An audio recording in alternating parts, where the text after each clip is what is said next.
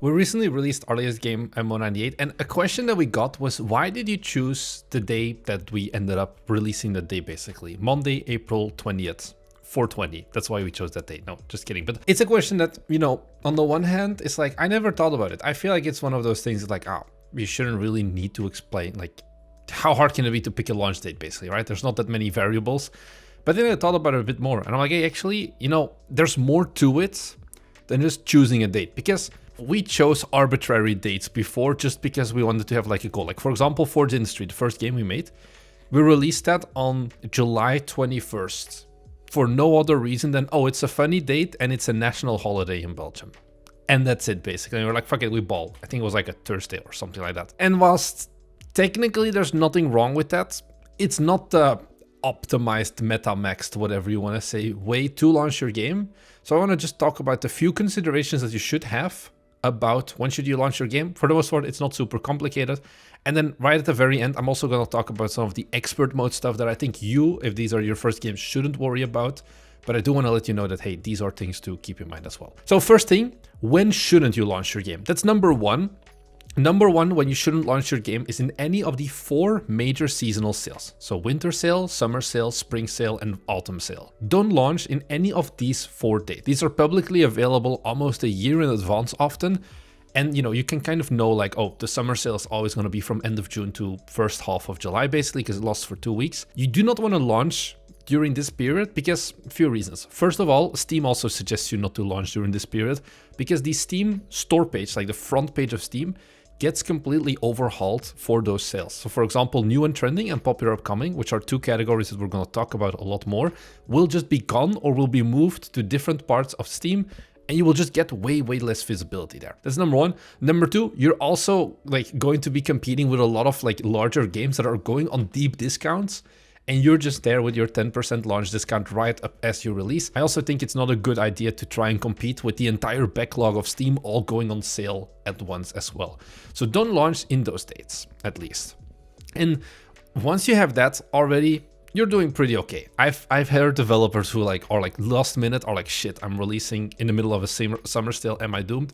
We were gonna do that as well. I think also for this, I think there's actually a video on this channel from like 3.5 years ago or something. We're also talking about like, hey, we didn't realize this and everyone told us not to do it. So I'm human and I make mistakes just like you. But once you've decided that, okay, it's not going to be on sale, I think the next question then is going to be what day of the week? Because there's 2 main options and then like the 3 other days. There's 5 days of the week that you can launch your game. You cannot really launch your game during the weekend. Like, I think you kind of technically can, but Steam gets mad at you, and also Steam can't give you support because Steam support doesn't really work on the weekends.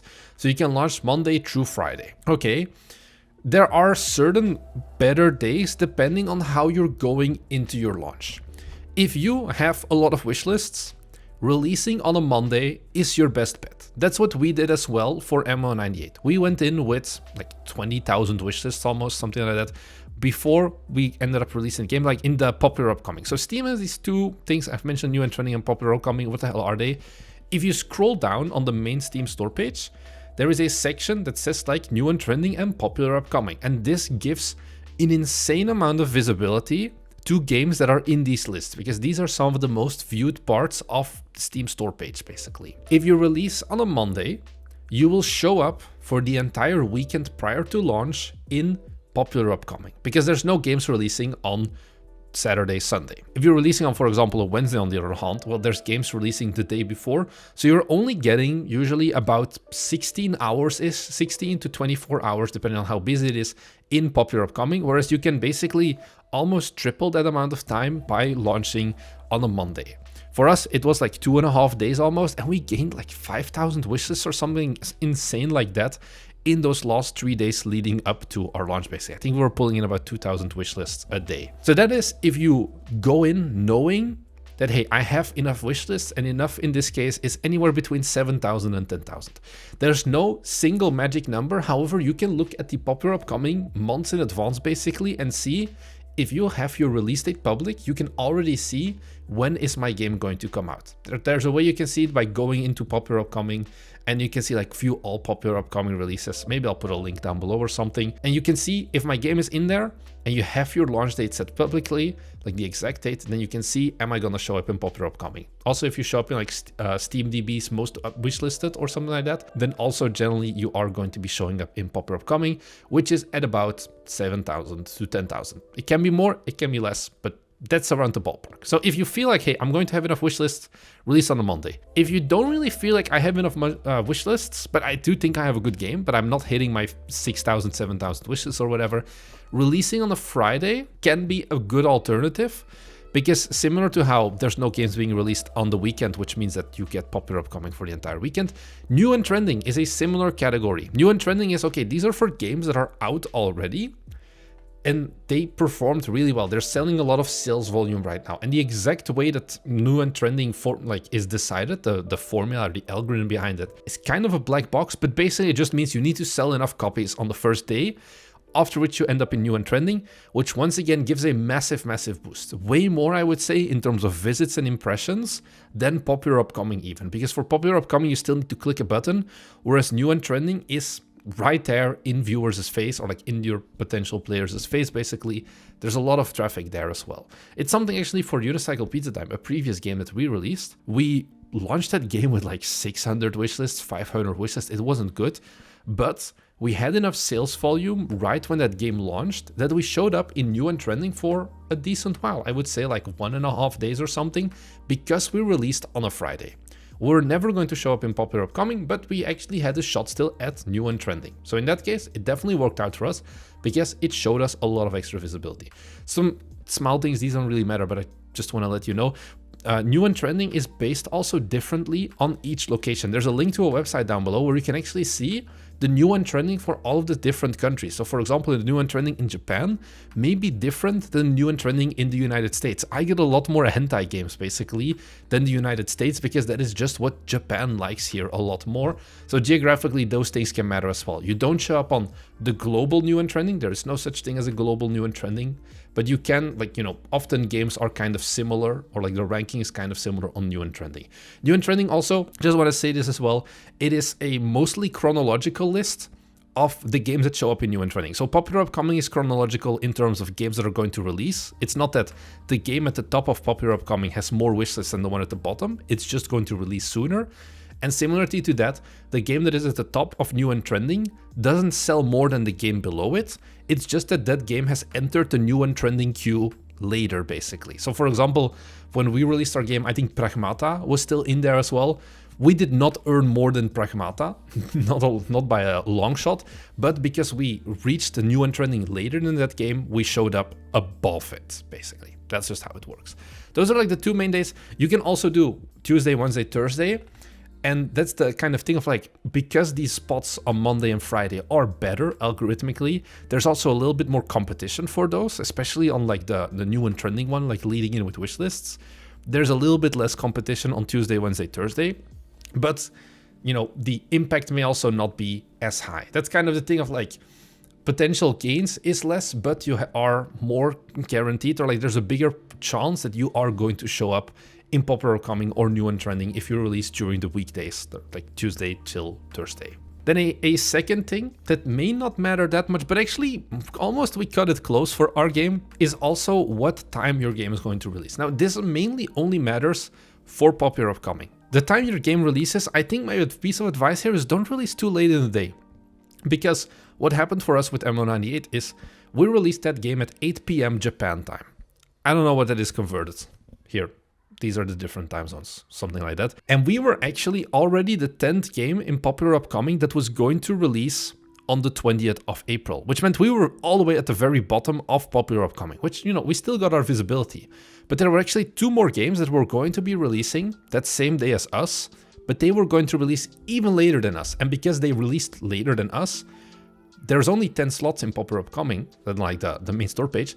They actually didn't get nearly as much visibility because they only kind of got triggered once the first game of the day like the first game that was coming out on April 20th, only once that game released did that spot free up and did that 11th game basically come in. So they lost on that entire weekend basically because they waited too long with their launch time. So you're looking at something like, I don't know, like morning, pretty early, you want to release still, if you want to kind of not risk being kicked out of popular upcoming because there's too many games releasing before you.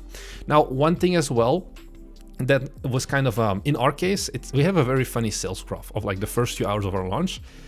Initial launch was good, and then it actually went down and then spiked back up again, because something that we didn't really consider is we released once again 8 p.m. Japan time, which is a pretty miserable time for the United States. Basically, it's like middle of the night, and most of our wish lists were from the United States. Now, of course, we had wish lists in other countries as well, but I think like 35% or something of our entire audience was United States based for that game, which meant that they couldn't even buy the game when the game came out. It's something that, you know, in hindsight, if you look at your wish list, ideally you want to launch also at a time zone where the people who have most wishlisted your game are awake. For example, if Japan wishlists most of your games, release the game at like 7 p.m. Japan time, 6 p.m. Japan time, whatever, so that they can actually play the game. They come home from work or whatever, they get the Steam email of, hey, your game on your wishlist is out now, feel free to go and buy it, and go from there basically. So those are kind of the basic things I would say already. If you just listen to these things, I think you're already 90%, 95% of the way there. There are a few things that if this isn't your first launch, you may want to like think a bit more about.